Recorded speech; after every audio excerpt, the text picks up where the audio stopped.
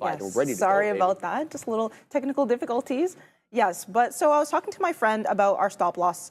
And so he was saying, you know, because of the platform that he's using, he can't really get out of, you know, or have as many stop losses as we do just because of all those incurred fees, right? And so as we all should know, stop losses are put in place as a risk management tool to avoid unnecessary losses, right?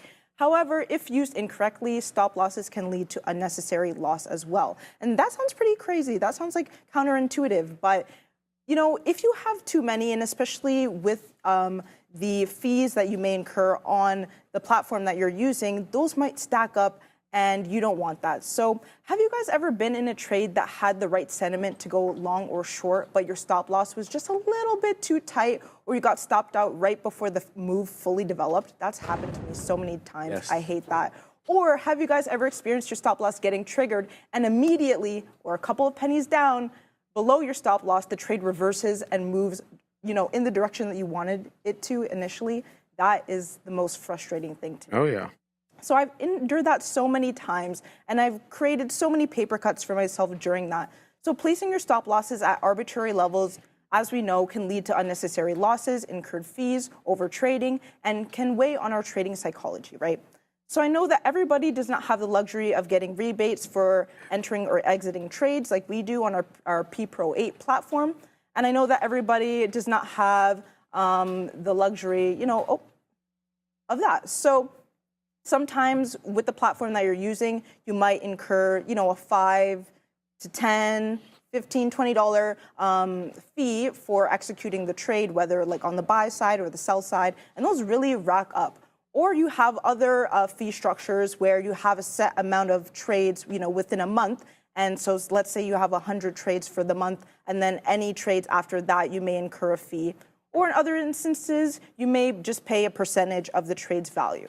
So regardless of whatever your fee structure may be, we just want to make sure that we are not, you know, wasting too much of our capital on those stop losses and those fees. And so this is what I wanted to get into, the stop loss targets. So let's get into it. So we're just gonna Come on, computer. Come on, introduction. All right, so we are gonna get into, and we will cover how to avoid triggering your stop loss. So that is very important. How to avoid liquidity grabs, and how to avoid excessive drawdown. So let's get into it. So where should I put my stop loss? So 3 things that I like to ask before putting my stop loss is, where am I truly wrong? Where should I be concerned, and what level is out of reach? So you can get this here. So yeah, where am I wrong? What level should I be concerned with? And what levels are out of reach? And the reason why that I like to ask myself these questions is, rather than focusing on a price action alone, I transition to looking at the chart structure, patterns, and key pivotal levels. So from a visual perspective, I'm a very visual person. So some people like to ask themselves, how much money am I willing to risk? And then they put their entries and exits based off of, you know, the arbitrary, you know, things that they kind of made up based off of, you know, how much they want to risk. But the thing is, the market doesn't care about what you are willing to risk, right? And so what matters most is the levels that you are risking off of. And so we're going to get into that. How do I avoid triggering my stop loss? You don't want to end up like this guy. He's looking stressed. He's looking bad, you know? So one thing that I like to say is, I like to indicate where my risk level is first, and then decide what my share size is going to be, rather than the other way around. I find that it prevents me from just, you know, creating arbitrary levels where I'm like, okay, I want to risk $50, and then randomly I just see a market price, I enter, and I'm saying, okay, I'm only risking $50, but you know, it's not very specific enough for me. Yeah. So that's what we want to get into. So choosing the significant level to risk off of is very important. So couple of points that I like to look at is, I like to look at the high of day as a risk level, the low of day as a risk level, the pre-market low. Those are pretty common, you know, risk levels to use, especially if you're a person who doesn't want to get in and out of the trades, you know, too often. You have those key levels there so that you don't have to just get in, get out, get in, get out very quickly. So we have those levels there. We also have the pre-market high as a risk level as well. And so that is an entry level as well. I like to call it like an extended level. So that is what you can use. And then risk at levels where you know you are wrong. So when looking at this trade, for example, you could have gotten here, you could have gotten here, you could have gotten here. Wherever you would have gotten in, your risk level still could have been the pre-market high, and it would have never triggered your stop loss at all. So I think that finding those levels where you ask yourself, where am I wrong? If it reverses and, retest that level, then most likely I should probably get out of the trade and reassess. So that is really good level as well, guys. So the next thing is, next to the day's high, the pre-market low, the day's low, the pre-market low, we also have another stop loss that you can use, which is the prior bar high and low as a risk level. Love it. So I find that these are most accurate on higher time frames. So I like to use them on the 15-minute, the hour, the 4-hour, and the daily. Typically, I find that they don't let me down, during these times. You can use them on the 3-minute and the 5-minute, but sometimes it can get a little bit more dicey. I do find that you can get more size in on that 3-minute and 5-minute level, but just be aware because, the shorter time frames can be a little bit misleading sometimes. So what do I mean by the prior bar high stop loss example? So the prior bar high is simply just, the prior bar. So if your entry level was around here, then your stop loss would be the next bar that was previously before it. Or don't get, too intimidated by the little arrows here. Yeah, I like how you depicted that. Yeah, but I just wanted to show, people a visual representation. So this does not necessarily mean that you're getting in and getting out at these arrows. It just means I'm just showing you a visual representation of what the prior bar may look like. So if your entry was here, I really like to use the prior bars during my morning drive trades just because with the morning drive trades, those can go awry very quickly, and I want to make sure that I have a distinct out. So a lot of the time, I'll use it within my morning drive or between 9:30, 9:40, and so I'll use that. So if this was your in, this is your out. If this was your in, if this was your in, this would be your out. If this was your in, this would be your out, and etc. Making it easy. Just wanted to show you multiple examples just so you didn't see it, during one bar. So going back to so like I said before, using the higher time frames are a little bit more accurate. They don't lead you astray as much. But if you are going to use the lower time frames, because I know someone will ask, you just have to be aware of what you're looking for when you're using those lower time frames. So prior bar highs and lows can be great for scalping on a 3 to 5 minute time frame, especially when you want to put on more risk. However, using prior bar highs and lows too often can lead to overtrading if you do not have parameters around. So you want to look at what do you want to see on the time of sales. So, for example, an example that I like to use is a failure to print $1 cent above an even dollar level. So, for example, if I'm seeing $49.99 on the tape consistently, $49.99, and it's not printing that $50 level, then I could say, okay, this looks like a very distinct level, of resistance. And so maybe I might use the prior bar from that level because I'm seeing this distinction on the tape.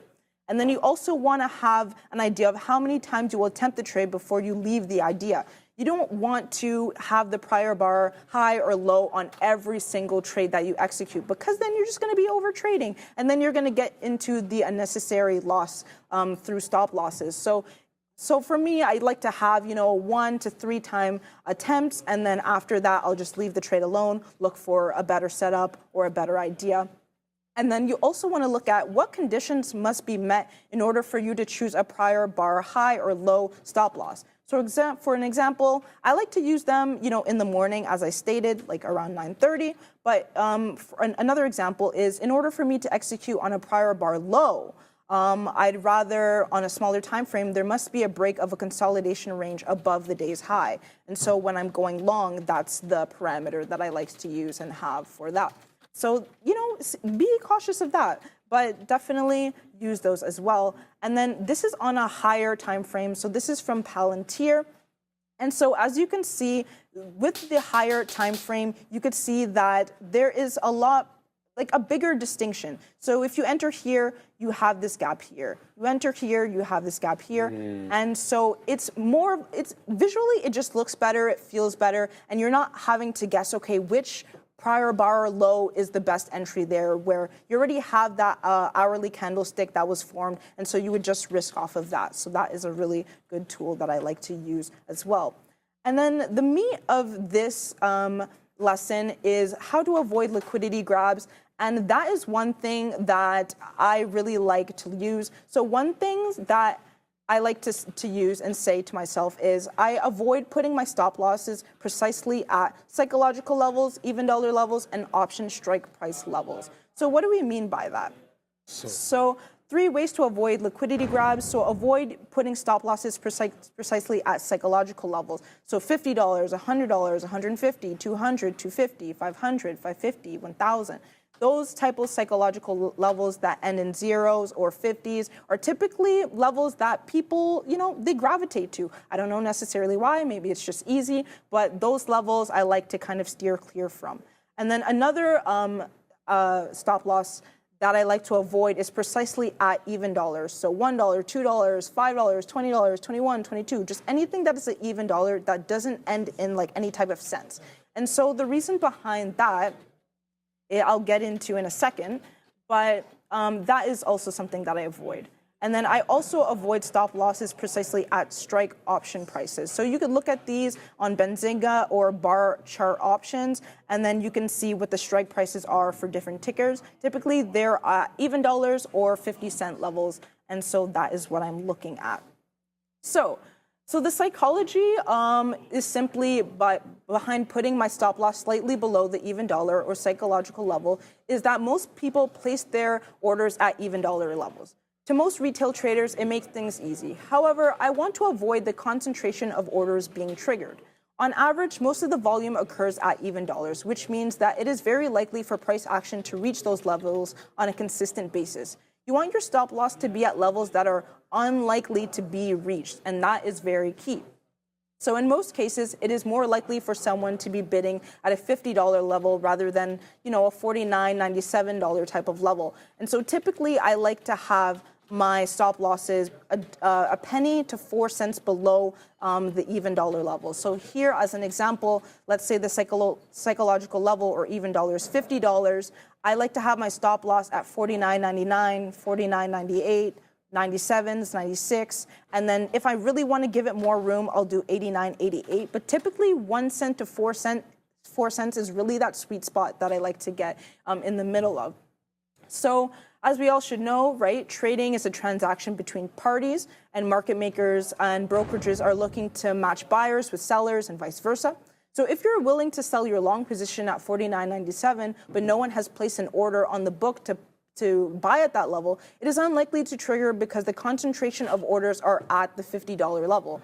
In combination with being a psychological level, people are more prone to bidding at or above the market price to catch the move.